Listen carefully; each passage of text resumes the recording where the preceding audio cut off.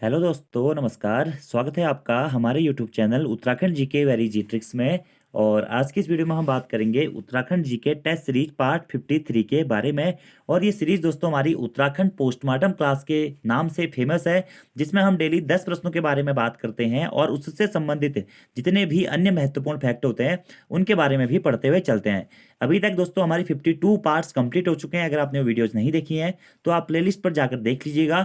और इसी के साथ साथ में उत्तराखंड करंट अफेयर्स की वीडियोज भी हमारे चैनल पे अपलोडेड हैं मंथली। अभी हाल ही मैंने मार्च माह की करंट अफेयर्स की वीडियो अपलोड की है, उसे भी आप लोग देख लीजिएगा। और अन्य कई सारी क्लासेस हमारे चैनल पे हैं। उत्तराखंड का इतिहास काफी विस्तृत रूप से, ज्योग्राफी अपलोडेड है, नदी तंत्र अगर वगैरह लगभग लगभग काफी सारे टॉपिक्स हमारे चैनल पे अपलोड हैं। अगर आपने वो वीडियोज नहीं देखी हैं तो आप उन्हें जरूर देख लीजिएगा। और आज की इस वीडियो में भी दोस्तों हम वैयक्तिक सहायक का या आशुलिपिक का एग्जाम पेपर 17 मार्च 2021 को जो फर्स्ट शिफ्ट में यूके ट्रिपल के द्वारा आयोजित कराया गया था उसके 10 प्रश्नों के बारे में बात करने वाले हैं। और इन 10 प्रश्नों से आपको समझना है कि ऐसा ही पेपर का लेवल आपका आगे आने वाले एग्जाम्स में रहेगा या फिर इससे भी अपर लेवल आपका एग्जाम्स में रहेगा। अभी दोस्तों आपको ये 10 क्वेश्चन काफी सरल लगते हैं, लेकिन जब आप एग्जाम हॉल में इन 10 क्वेश्चनों को करने बैठेंगे ना तो वहां पर आपको अपनी सोच या समझ से क्वेश्चन करने पड़ते हैं। और अगर आपके कॉन्सेप्ट क्लियर नहीं होंगे तो वहां पर आप में डाउट क्लियर होगा या डाउट क्रिएट होगा। तो डाउट को क्लियर करने के लिए आप अच्छी तरीके से पढ़ें, जो भी आपको बुक मटेरियल बताया गया है आप उसे अच्छी तरह फॉलो करें। और जितनी भी वीडियोज आपको कराई जा रही है उन्हें आप ध्यान से देखें, एक नंबर पढ़ पढ़ के चलें। आज के भी ये 10 क्वेश्चन आप देख लीजिएगा। इससे पहले की पोस्टमार्टम क्लास में लगभग लगभग आपको सारे क्वेश्चनों के आंसर मैंने बताए हुए हैं। तो चलिए शुरू करते हैं आज की इस वीडियो को। और वीडियो पसंद आती है तो वीडियो को दोस्तों लाइक जरूर करना है, कमेंट जरूर करने हैं और अपने दोस्तों के साथ में भी इस वीडियो को जरूर शेयर करना है। जब आप लोग सीरीज को सपोर्ट कर रहे हैं तभी हमारा मन भी करता है वीडियो बनाने का। और पिछले कुछ टाइम से वीडियो इसलिए नहीं आ रही थी क्योंकि मेरा थोड़ा सा गला खराब हो रहा था, और अभी सब ओके है। चलिए शुरू करते हैं। 31वां हमारा प्रश्न है, आर्यभट्ट प्रेक्षण विज्ञान शोध संस्थान निम्न में से किस शहर में स्थित है? तो आप सभी लोग को पता होगा आर्यभट्ट प्रेक्षण विज्ञान शोध संस्थान यानी कि Aryabhatta research institute of observational science यानी कि जिसे हम बोलते हैं एरीज, कहाँ स्थित है दोस्तों? यह नैनीताल में स्थित है। अब एरीज के बारे में थोड़ा सा जान लेते हैं। पहले तो आपको इसकी फुल फॉर्म याद रख लेनी है कि उत्तराखंड में एरीज कहाँ स्थित है या आर्यभट्ट प्रेक्षण विज्ञान शोध संस्थान कहाँ स्थित है, जो कि नैनीताल जनपद में स्थित है और नैनीताल शहर में ही यह स्थित है। अगला प्रश्न आता है कि इस आर्यभट्ट प्रेक्षण विज्ञान शोध संस्थान की स्थापना कब हुई थी? तो 1954 में। और डेट अगर आपसे पूछी जाए तो 20 अप्रैल 1954 को वाराणसी उत्तर प्रदेश में एरीज की स्थापना की गई थी। और एरीज की स्थापना का मुख्य उद्देश्य था तारा मतलब तारों का अध्ययन करना और भौतिकी या ब्रह्मांड का अध्ययन करना। तो स्थापना पूछेगा तो 20 अप्रैल 1954 को कहाँ हुई थी स्थापना? वाराणसी उत्तर प्रदेश में इसकी स्थापना हुई थी। और इसे उस टाइम पे उत्तर प्रदेश राजकीय वेधशाला के नाम से भी जाना जाता था। और वर्तमान में इसी एरीज को उत्तराखंड राजकीय वेधशाला के नाम से भी जाना जाता है, जो कि कहाँ? नैनीताल में स्थित है। अब देखिए स्थापना 20 अप्रैल 1954 को वाराणसी में हुई थी। तो वाराणसी से फिर इसका मुख्यालय जो है कहाँ लाया गया दोस्तों? इसे लाया गया नैनीताल। और कब लाया गया ये डेट आपको याद रख लेनी है, 1955 में एरीज यानी कि आर्यभट्ट प्रेक्षण विज्ञान शोध संस्थान को वाराणसी से नैनीताल स्थित शेर का डांडा पहाड़ी पर स्थानांतरित किया गया। तो प्रश्न अगर आपसे बनता है कि आर्यभट्ट प्रेक्षण विज्ञान शोध संस्थान को नैनीताल कब स्थानांतरित किया गया, तो 1955 में किया गया। और नैनीताल में कहां पर किया गया स्थानांतरित? शेर का डांडा पहाड़ी पर। तो शेर का डांडा पहाड़ी भी कहां स्थित है? नैनीताल में ही स्थित है। फिर 1955 के बाद में दोस्तों 1961 में इसी आर्यभट्ट प्रेक्षण विज्ञान शोध संस्थान को मंदेरा पीक नैनीताल में स्थानांतरित कर दिया गया। और वर्तमान में जो हमारा आर्यभट्ट प्रेक्षण विज्ञान शोध संस्थान है यह कहां पर स्थित है? नैनीताल जनपद पर स्थित मंदेरा पहाड़ी या मंदेरा पीक पर यह स्थित है। स्थापना हुई थी 1954 में। नैनीताल शेर का डंडा स्थानांतरित हुआ 1955 में। और जो मंदेरा पीक है वहां पर स्थानांतरित हुआ 1961 में। इसे उत्तराखंड राजकीय वेधशाला के नाम से भी जाना जाता है वर्तमान में। इतने पॉइंट आपको यहां से डायरेक्टली नोट कर लेने हैं। शेर का डांडा पहाड़ी कहां स्थित है? नैनीताल में स्थित है। और मंदेरा पीक पहाड़ी कहां स्थित है? ये भी नैनीताल में ही स्थित है। अब यहीं से दोस्तों हमारा एक क्वेश्चन आता है कि एरीज को स्वायत्त शासी संस्था कब बनाया गया था? तो 2004 में इसे एक स्वायत्त शासी संस्था बना दिया गया था। और 2016 एरीज से आपको एक पॉइंट और याद रखना है कि 2016 में दोस्तों बेल्जियम देश के सहयोग से, किस देश के? देश का नाम याद रखना है, बेल्जियम देश के सहयोग से यहाँ पर एक टेलीस्कोप लगाया गया जो कि एशिया की सबसे बड़ी ऑप्टिकल दूरबीन के रूप में जानी जाती है, ठीक है। और ये नैनीताल के देवस्थल नामक एरिया में लगाया गया है जो कि मंदिरा पीक के ही अंतर्गत आता है। तो अगर आपसे प्रश्न बनता है कि आर्यभट्ट प्रेक्षण विज्ञान शोध संस्थान जहां पर एशिया की सबसे बड़ी ऑप्टिकल दूरबीन स्थित है, उसे किस देश के सहयोग से स्थापित किया गया था? तो बेल्जियम के सहयोग से स्थापित किया गया था। कब किया गया था? 2016 में किया गया था। तो एरिस का दोस्तों पोस्टमार्टम हो गया है। यहां से बाहर एरिस से एक भी प्रश्न नहीं आएगा, इतनी आप गारंटी ले लीजिएगा। अगला क्वेश्चन 32वां, देखिए फिर आ गया भाई कुमाऊं परिषद। और मैंने आपको कितनी बार बताया कि कुमाऊं परिषद का गठन ही एग्जाम में आने के लिए हुआ है, और पिछले यूके ट्रिपल एससी के 6 से 7 एग्जाम उठा के देख लो, बैक टू बैक कुमाऊं परिषद से एग्जाम में प्रश्न बन रहे हैं। देखिए प्रश्न क्या है कि कुमाऊं परिषद के चौथे सत्र की अध्यक्षता किसने करी थी? यूके ट्रिपल एससी ने यह प्रश्न पूछा दोस्तों, लेकिन यहां पर इस प्रश्न में आप करिएगा ऑब्जेक्शन, क्योंकि इसके सारे आंसर रॉन्ग है। वैसे इसका आंसर डी दिया गया, लेकिन यहां पे गोविंद बल्लभ पंत ना होगे दोस्तों, ये होगा हरगोविंद पंत। कि कुमाऊं परिषद के चौथे अधिवेशन की अध्यक्षता किसने करी थी? हरगोविंद पंत ने करी थी। गोविंद बल्लभ पंत ना होगे, क्या होगा दोस्तों? हरगोविंद पंत होगा। तो थोड़ी बहुत typing mistake UK triple SC के द्वारा यहाँ पर हो गई है। अब कुमाऊं परिषद के बारे में तो कितनी बार बता चुका हूं यार। 1916 में गठन हुआ था अल्मोड़ा के मझेला नामक स्थान पे। 30 सितंबर 1916 को किसकी अध्यक्षता में? राय बहादुर छिपाल की अध्यक्षता में। 1917 में इसका प्रथम अधिवेशन अल्मोड़ा में हुआ था जयदत्त जोशी जी के नेतृत्व में। 1918 में इसका दूसरा अधिवेशन हल्द्वानी में हुआ था तारादत्त गैरोला जी के नेतृत्व में। 1919 में इसका तीसरा अधिवेशन कोटद्वार में हुआ था बद्रीदत्त जोशी जी के नेतृत्व में। 1920 में इसका चौथा अधिवेशन काशीपुर में हुआ था हरगोविंद पंत के रूप में। और चौथा अधिवेशन ही पूछा गया कब हुआ था? 1920 में हुआ था। कहां हुआ था? काशीपुर में हुआ था। अध्यक्षता किसने करी थी? हरगोविंद पंत ने करी थी। पांचवा अधिवेशन 1923 में हुआ था। और छठा अधिवेशन कब हुआ था दोस्तों? 1926 में। पांचवा अधिवेशन 1923 का टनकपुर में हुआ था, और जिसकी अध्यक्षता बद्रीदत्त पांडे जी ने करी थी। छठा अधिवेशन रानीखेत में हुआ था, जिसकी अध्यक्षता मुकुंदी लाल जी ने करी थी। कुमाऊं परिषद के कुल 6 अधिवेशन हमारे हुए थे, और 1926 में इस कुमाऊं परिषद का फिर बाद में अल्मोड़ा कांग्रेस में विलय कर दिया गया। और अल्मोड़ा कांग्रेस की स्थापना कब हुई थी? 1912 में अल्मोड़ा कांग्रेस की स्थापना हुई थी। 1926 में इसी अल्मोड़ा कांग्रेस में कुमाऊं परिषद का विलय हो गया था। इतने पॉइंट आपको कुमाऊं परिषद से याद रखने हैं, और कुमाऊं परिषद का पोस्टमार्टम हमारा हो गया है। सिंपली आगे बात करते हैं। अगला हमारा क्वेश्चन है 33वां। देखिए दोस्तों, आप करंट अफेयर्स की वीडियो देखिएगा जनवरी माह की, ये क्वेश्चन आपको वहां पर भी कराया गया है। उत्तराखंड में एक दिवसीय मुख्यमंत्री कौन बने हैं? निम्न में से who has become the one day chief minister of Uttarakhand? तो इसका आंसर था सृष्टि गोस्वामी जी, जो हमारा महिला दिवस के अवसर पर, सॉरी बालिका दिवस के अवसर पर इन्हें उत्तराखंड के लिए एक दिवसीय मुख्यमंत्री बनाया गया था। कब? 24 जनवरी को राष्ट्रीय बालिका दिवस के अवसर पर। और किसने इनको एक दिन की मुख्यमंत्री बनाया था दोस्तों? वो थे हमारे कौन? त्रिवेंद्र सिंह रावत जी, जो उस समय पे हमारे मुख्यमंत्री हुआ करते थे। तो एक दिवसीय मुख्यमंत्री सृष्टि गोस्वामी। इसीलिए दोस्तों मैं आपसे कह रहा हूं कि करंट अफेयर्स की वीडियोज को जरूर देख लें। अभी भी आपसे रिक्वेस्ट कर रहा हूं, चैनल पे जाइए, प्लेलिस्ट पे जाइए, इतनी सारी वीडियोज है जो करंट अफेयर्स की, सारी देखनी है। और इसी एग्जाम में 4 से 5 प्रश्न करंट अफेयर्स के पूछे गए थे, तो आगे भी पूछे जाएंगे इस प्रकार के प्रश्न। क्योंकि देखिए अगर आप करंट अपडेटेड नहीं है ना, तो एग्जाम में आपके 4 से 5 क्वेश्चन तो डायरेक्टली मैं कह रहा हूं गलत हो जाएंगे, इसलिए पढ़ते हुए जरूर चलें। ठीक है, आगे बढ़ते हैं।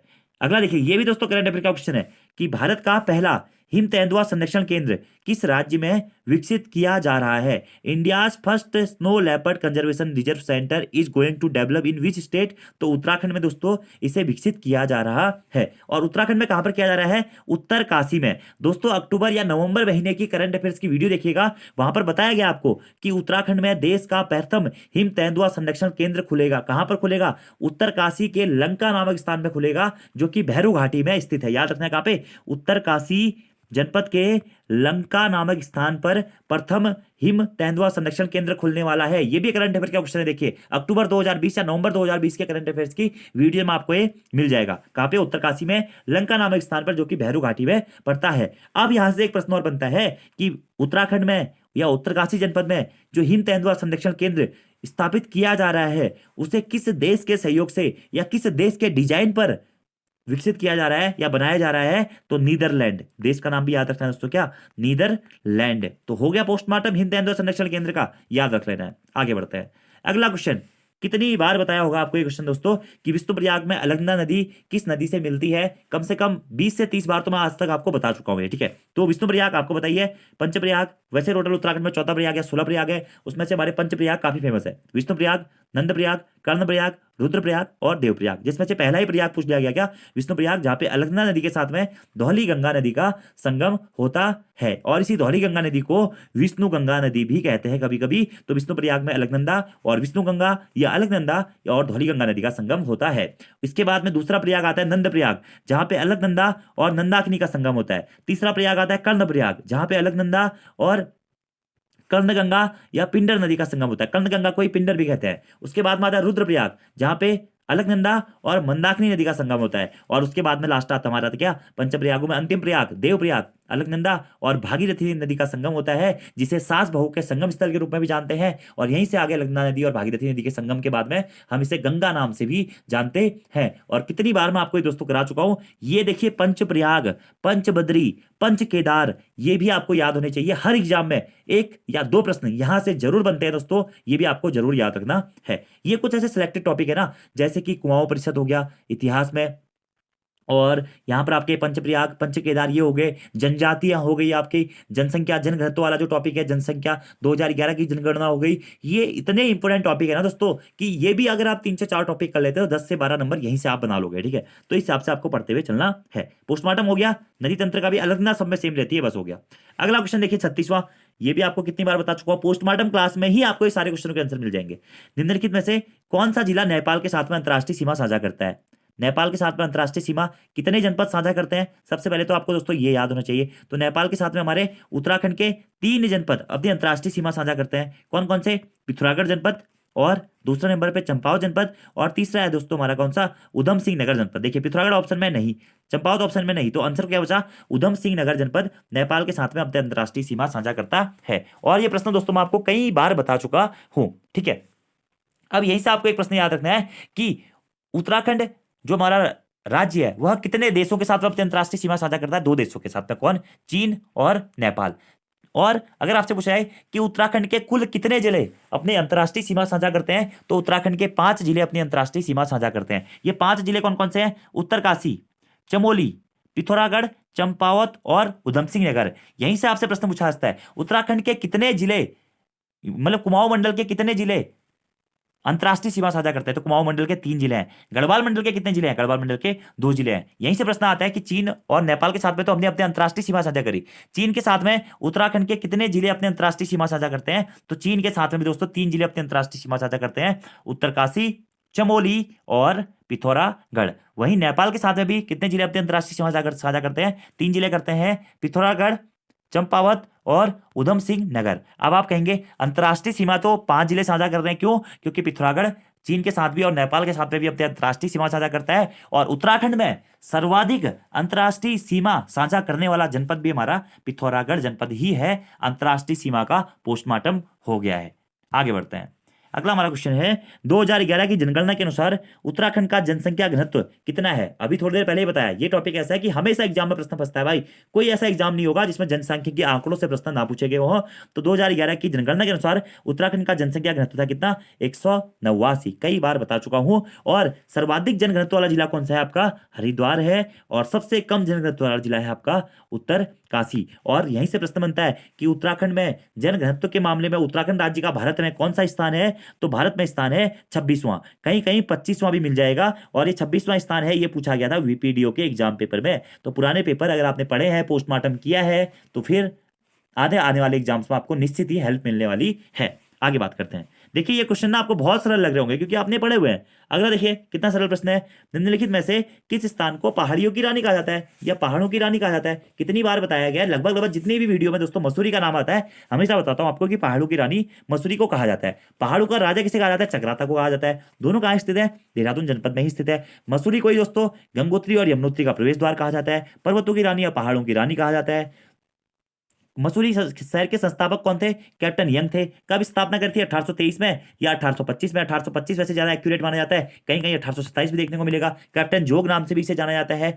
और यही से प्रश्न आता है कि मसूरी का नामकरण जो है वह किस पौधे के नामकरण पर हुआ। तो मसूर की दाल आपने खाई होगी ना, कि मसूर की दाल बनाओ यार आज, बहुत अच्छी होती है। तो वैसे ही मसूर के पौधे के नाम पे हमारा मसूरी का नाम पड़ा है। ये भी एग्जाम में प्रश्न पूछा गया है। मसूरी की पहली इमारत मलिंगार होटल थी। और यहीं पर एक पहला स्कूल था, convent of Jesus and Mary, 1845 में खोला गया था। क्राइस्ट चर्च की स्थापना मसूरी में 1836 में की गई थी। और मसूरी गोलीकांड हुआ था 2 सितंबर 1994 को। मसूरी की सबसे ऊंची चोटी दोस्तों लाल टिब्बा है, और दूसरी सबसे ऊंची चोटी क्या है, गन हिल पहाड़ी है। मसूरी रोपवे कब बना था, 1970 में हमारा मसूरी रोपवे बना था। और यहीं से आपको याद रखना है, हैप्पी वैली कहाँ स्थित है, मसूरी में ही स्थित है। झंडी पानी फॉल कहाँ स्थित है, मसूरी में स्थित है। कैमल्स बैग कहाँ स्थित है, मसूरी में स्थित है। मसूरी के साथ साथ नैनीताल में भी कैमल्स बैग स्थित है। हार्डी जलप्रपात और भट्टा जलप्रपात भी मसूरी में स्थित है। लंडौर बाजार या कुलड़ी बाजार कहाँ स्थित है, ये भी मसूरी में स्थित है। और विनोग नामक पहाड़ी कहाँ स्थित है, वो भी मसूरी में स्थित है, जहां पर हमारा ज्वाला देवी मंदिर स्थित है। इसी के साथ में कैंपटी फॉल जलप्रपात होने को दोस्तों टिहरी गढ़वाल जनपद में स्थित है, लेकिन मसूरी के पर्यटक स्थलों में भी इसे गिना जाता है। और मसूरी में ही दोस्तों हमारी लाल बहादुर शास्त्री राष्ट्रीय प्रशासनिक अकादमी भी स्थित है, जिसकी स्थापना 1 सितंबर 1959 को की गई थी। मसूरी लाइब्रेरी की स्थापना कब हुई थी, 1843 में हुई थी। मसूरी को दोस्तों सबसे पहली नगरपालिका भी किसे बनाया गया था, उत्तराखंड की सबसे पहली नगरपालिका कौन सी थी, वो थी मसूरी नगरपालिका। कब बनाया गया था, 1841 में इसे नगरपालिका बनाया गया था। कहेंगे 1842 या 43 भी आपको देखने को मिलेगा। उत्तराखंड में हमें विंटर लाइन कहां पर दिखाई देता है, स्विट्जरलैंड की तरह उत्तराखंड के मसूरी में दोस्तों विंटर लाइन का आयोजन होता है। कब, दिसंबर या जनवरी माह के लास्ट में, ठीक है। और मसूरी का पोस्टमार्टम दोस्तों हो गया है। कुछ कुछ फैक्ट बताए हैं, वो हम आगे आने वाली वीडियोज में कवर अप कर लेंगे। इतने पॉइंट। एवरेस्ट भवन कहां स्थित है, वो भी मसूरी में ही स्थित है। इतने पॉइंट आपको डायरेक्टली नोट डाउन कर लेने हैं। अगला प्रश्न दोस्तों, पोस्टमार्टम हो गया मसूरी का, ठीक है। यहीं से आपको एक चीज याद रखनी है, हाँ, मॉम संग्रहालय, वैक्स संग्रहालय को पता नहीं इंग्लिश में क्या बोलते हैं, ऐसे ही मॉम संग्रहालय कहाँ स्थित है, ये भी मसूरी में स्थित है, देहरादून जनपद के, ठीक है। और आईटीएम प्रौद्योगिकी प्रबंधन संस्थान ये भी कहाँ है, मसूरी में स्थित है, जिसकी स्थापना 1962 के आसपास में हुई थी। और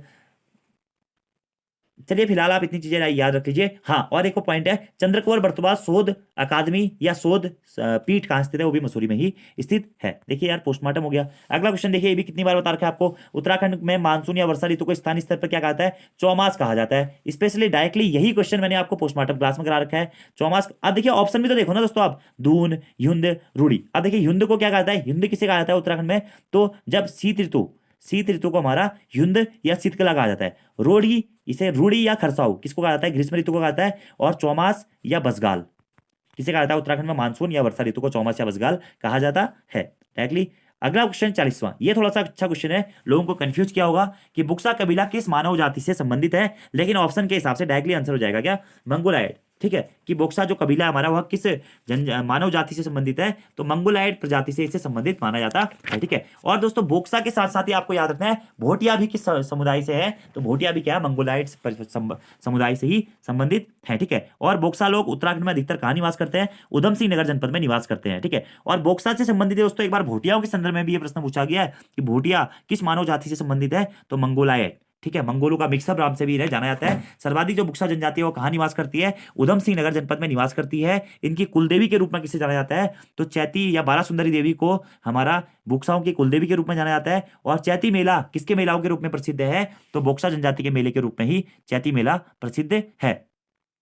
और बोक्साण, जिस स्थान पे बोक्सा लोग रहते हैं उसे बुक्साण नाम से भी जाना जाता है, ठीक है। और बुक्साण शब्द का प्रयोग सबसे पहले आईने अकबरी पुस्तक में भी किया गया था, तराई बाबर के लिए बुक्साण शब्द का प्रयोग किया गया था, ठीक है। और अगर हम इलियट की बात करें, जो कि एक अंग्रेज अधिकारी थे, उनका ऐसा मानना था कि बोक्सा लोग सबसे पहले चंपावत के बनबसा में बसे थे। इसी के साथ साथ उधमसिंह नगर के साथ साथ दोस्तों थोड़ा बहुत ही पौड़ी के कोटद्वार बाबर वाले एरिया में भी बसे हुए हैं, ठीक है। देहरादून में भी कुछ लोग बोक्सा में बसे हुए हैं। और बोक्सा लोग स्वयं को क्या पवार राजपूत बताते हैं, क्या पवार राजपूत ये स्वयं को बताते हैं, लेकिन इनकी किस जाति से इनकी पहचान की गई है, मंगोलायड जाति से इनकी पहचान की गई है। क्यों, क्योंकि इनका चेहरा चौड़ा होता है, नाक चपटी होती है, होंठ पतले होते हैं, ठीक है। इनकी वैसे कोई भी दोस्तों भाषा नहीं होती है, लेकिन ये मेनली कुमैया बोली या रजवंशी बोली का प्रयोग करते हैं या भाबरी बोली का प्रयोग करते हैं। और बोक्सा जनजाति को कितनी उपजातियों में विभक्त किया गया है, तो बोक्सा को 5 उपजातियों में विभक्त किया गया है, यदुवंशी, राजवंशी, पवार,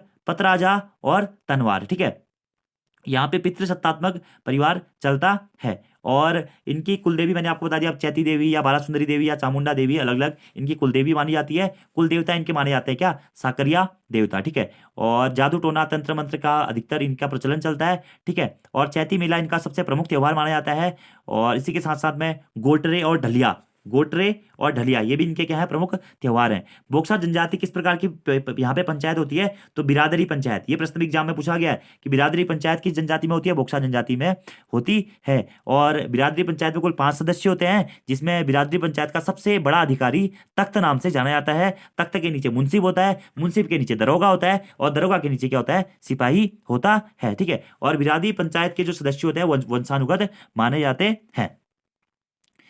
इसी के साथ बोक्सा जनजाति को जनजाति कब घोषित किया गया था, 1967 1967 में इन्हें जनजाति घोषित किया गया था। देखिए बोक्सा जनजाति का भी दोस्तों यहाँ पे पोस्टमार्टम हो गया है, और आज की पोस्टमार्टम वीडियो भी दोस्तों आपकी कंप्लीट हो जाती है। और वीडियो देखने के बाद जरूर बताइए यार वीडियो कैसी लगी, क्योंकि इतना अच्छा मैं आपको बताने की कोशिश करता हूँ, मेरी तरफ से जितना भी बेस्ट हो सकता है वो मैं आपको देने की कोशिश करता हूँ। तो आप लोगों का भी थोड़ा सा फर्ज बनता है दोस्तों कि हमारे चैनल को सपोर्ट करें, ज़्यादा से ज़्यादा लोगों तक वीडियोस को पहुंचाएं, क्योंकि जब आप लोग सपोर्ट करते हैं ना तभी वीडियो बनाने का मन भी करता है और मूड करता है कि यार चलो एक अच्छा एफर्ट डाला जाए कि जितनी चीजें नहीं हो पा रही हैं उतनी चीजें आपको कंप्लीट कराई जाएं। और दोस्तों आप कोई भी किताब पढ़ लीजिए ना, जितनी चीजें मैं आपको ये पोस्टमार्टम में करवाता हूं उतनी किताबें वो चीजें आपको कभी भी एक किताब में नहीं मिल पाएंगी। तो इसलिए सीरीज को अच्छे से फॉलो करें, ध्यान से पढ़ें। अगर रिवाइज नहीं हो पा रहा है, याद नहीं हो पा रहा है, तो वीडियो को 2 से 3 बार पढ़ें। जिस प्रकार से मैं आपको समझाता हूं रिलेट करते हुए, वैसे रिलेट करके पढ़ें और सुने जरूर चीजों को। अगर आप सुनते हैं ना तो एग्जाम में जब ये प्रश्न आते होंगे ना आपके, और आपने मुझसे पढ़ा हुआ है, अच्छी तरीके से पढ़ा हुआ है,